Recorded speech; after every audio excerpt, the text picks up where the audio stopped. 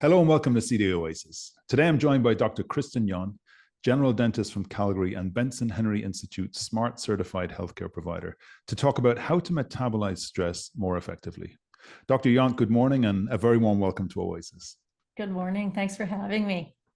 So first of all, can you tell us a little bit about how and why you got involved in the field of stress management? I mean, coming from dentistry, and I mean, was there a particular event or influence that sort of moved you in that direction? Maybe you can share some of your journey with us. Yeah, sure. Absolutely. So my interest really in the field of stress physiology was really sparked from intensive on-the-job training. I graduated when I was 23 years old, and the first move that I made back then was to buy a dental practice in downtown Calgary. So I soon became quite familiar with all the job-related stressors of a new dentist and practice owner. We manage patients, we manage our staff, interpersonal conflict with our staff, and maybe other colleagues, right? And of course, there's heavy administrative loads, and then there's the substantial financial burdens that we have to handle. And this is just to name a few of the stressors that we have as dentists. But my biggest stressor actually came when I was in my early 30s. And unfortunately, my marriage broke down and I went through a divorce. Now, this was a really challenging time for me. However, the benefit from it is actually where it led me.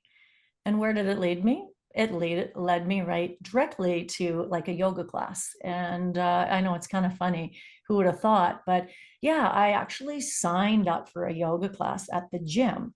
Now, I didn't sign up for the relaxation, the serenity, or the inner peace.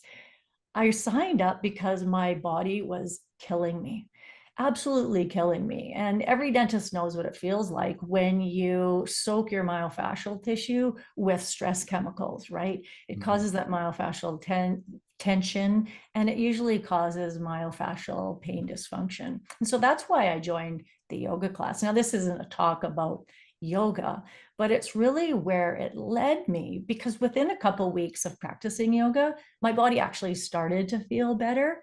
And it wasn't my body that felt better particularly, but actually it was my emotions and my mental state started to improve. And so that just led me down this scientific road of, why is it that this practice of yoga actually made me feel better?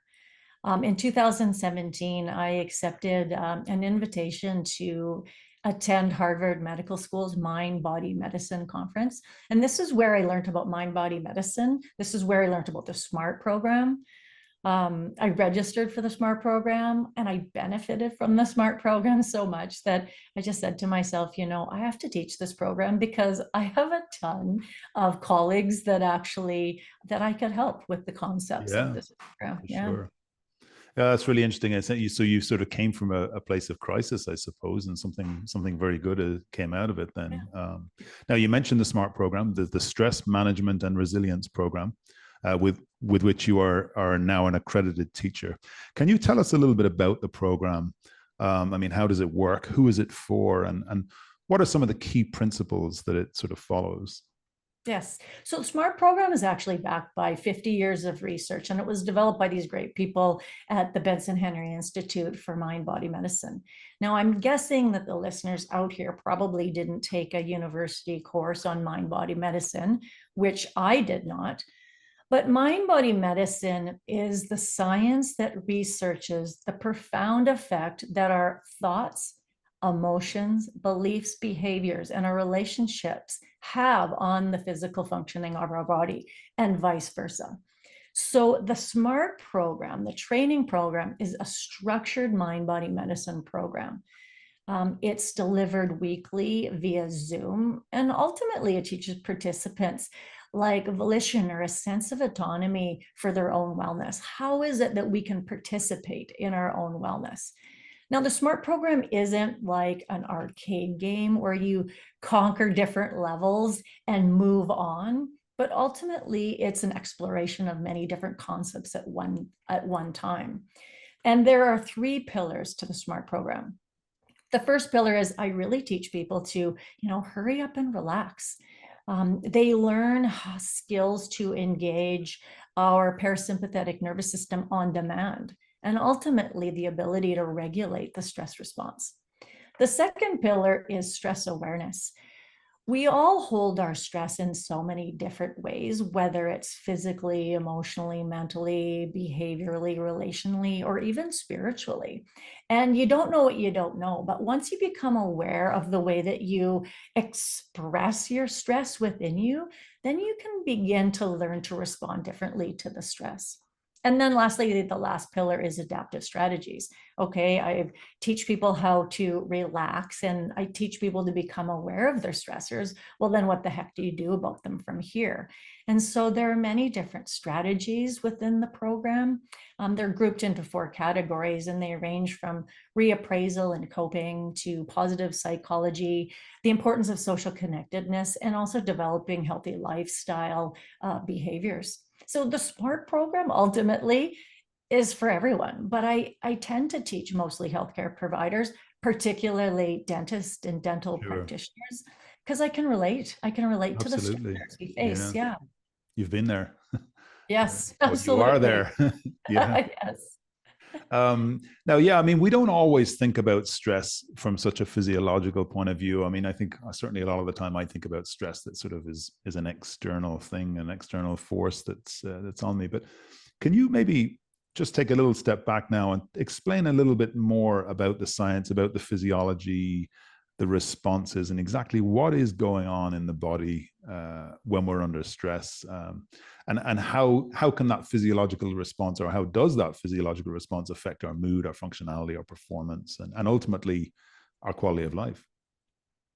I spend a lot of time talking about the science of stress in the SMART program, and understanding stress physiology is actually really important, for prevention, for managing progression and treating chronic disease. And that's not just for us as dentists, as practitioners, but also for our patients and how we can treat our patients.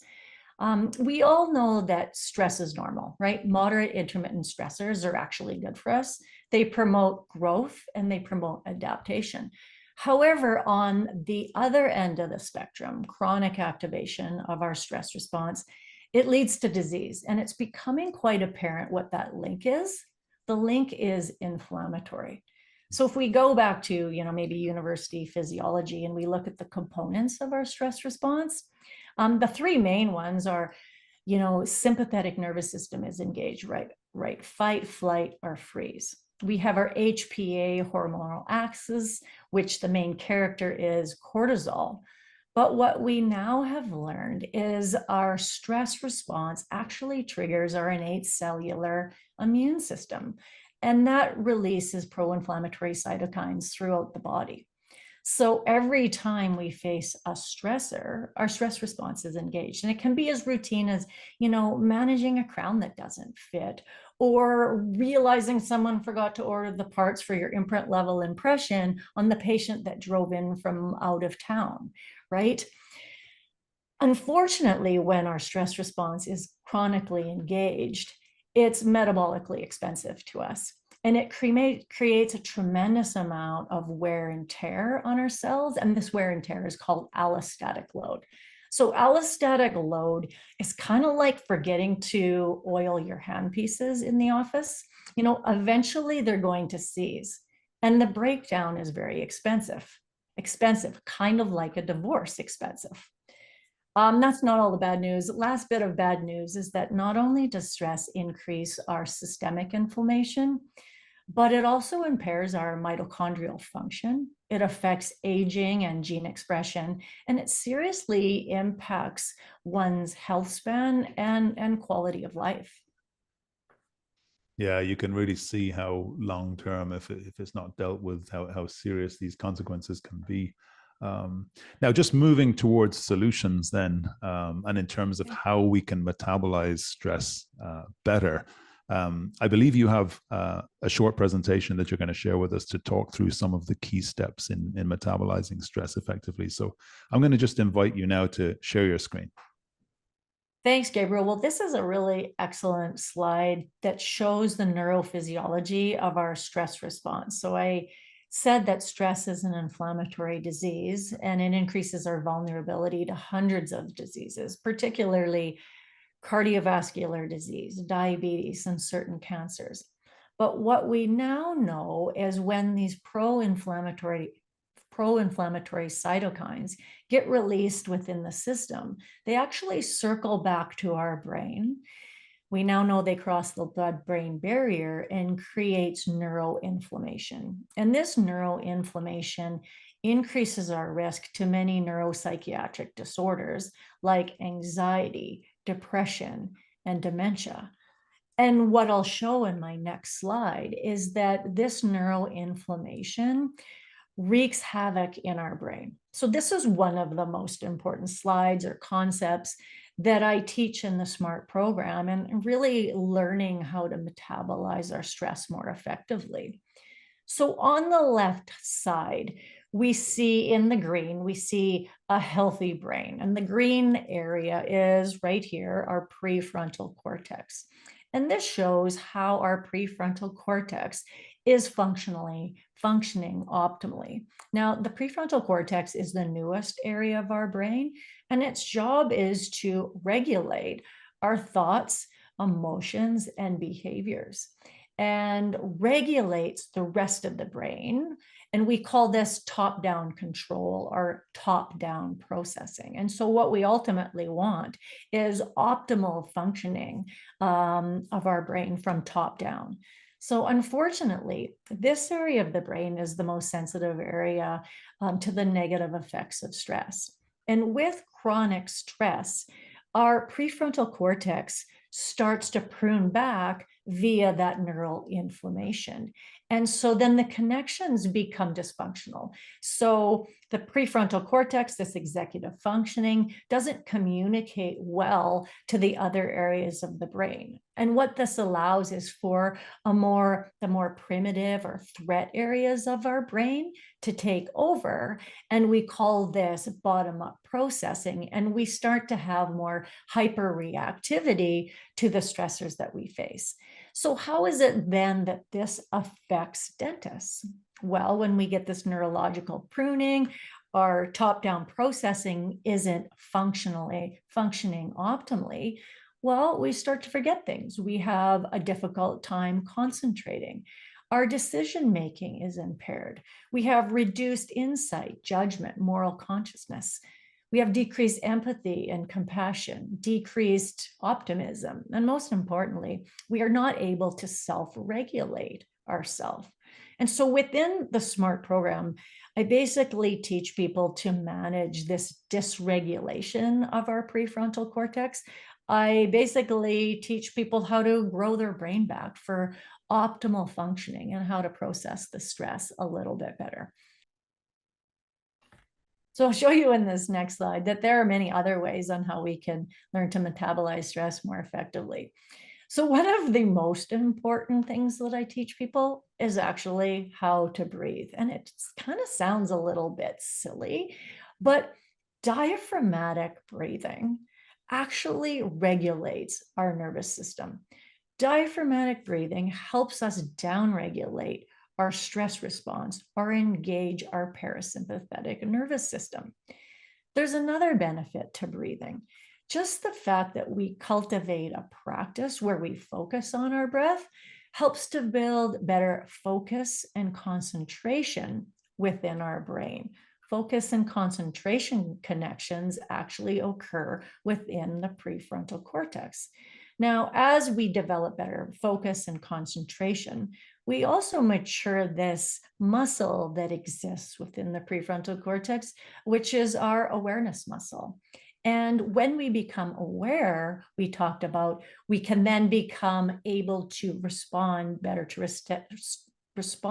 stress rather than to react. Some of the other tools I teach people really is positive mindset is just very important. Our physiology responds more effectively to stress when we appraise stress as a challenge rather than a threat. You know, we can say to ourselves, oh, I'm so stupid, you know, I can't believe I didn't get a good contact on this 5-surface composite. Or we could say, gosh, you know, I did the best that I can. considering the situation that I was under. So it's how you've reframed certain situations. Stress is also metabolized more successfully with things like healthy diet, physical activity, and more restorative sleep. And lastly, I teach social connectedness. Now, there's a huge benefit to social connectedness. It's really important to be supported by others and also to support other people. And in this day and age, we all really need to come together and help each other out and just to connect with one another, which is why I'm here, honestly. It's so great to be able to connect with the dental community across this country. So thank you. Well, yeah, some really, really great insights there. And just for dentists out there who are experiencing stress, or dentists out there who are more interested in this topic, I mean, where can they go to get some help? Where can they go to learn more? Yeah, well, if anyone is interested, they could go to my website, which is mindbodyteacher.com. I definitely have some information on stress. I also have some information on a page in regards to the next SMART program that I'm running here in the fall. There's also a page on, I'll do webinars a few times a year that really expand on some of these concepts that we talked about today. I mean, there's just so much information, and the SMART program is like 14 hours worth of information. So if anyone's interested in just a webinar, I have one that's running in October, and you can register on my website. Now, of course, people can reach out. You can email me, or you can even pick up the phone. I still talk to people on the phone, but honestly, I'm here just to really connect and really just to help any colleagues out there that, have some stress or stress-related concerns. And of course, we're going to include the links to all of those resources that you've mentioned in the post that accompanies this video. Dr. Kristin Yont, thank you so much for taking the time to join us on Oasis today, and thank you for sharing your insights with us. Thanks for having me.